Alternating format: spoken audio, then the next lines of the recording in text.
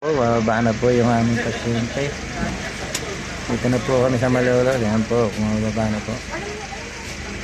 Yung pasyente po namin.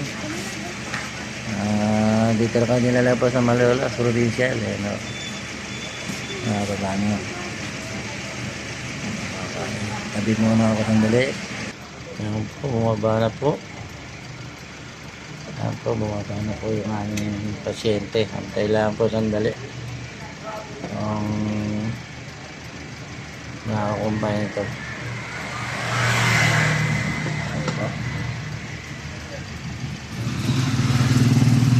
Ito po kami sa Malobos Provincial. Tagarampa po ito, Lasam. May patubig po. Po itong bata nagsusok ako, tumutugo ilong. Sakay po namin. Binatilyo po yun. Binatilyo po. Doon po sa Ilakasan. Po yan. Kasama po si Kabebe.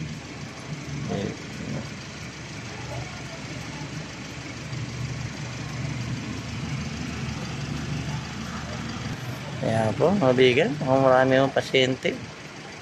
Marami yung sasakyan dito sa emergency. Ayan, no? Ang dami yung sasakyan. Kaya lang nasa ambulansya. Kaya marami nakaparking. Ayan po, mga bigan.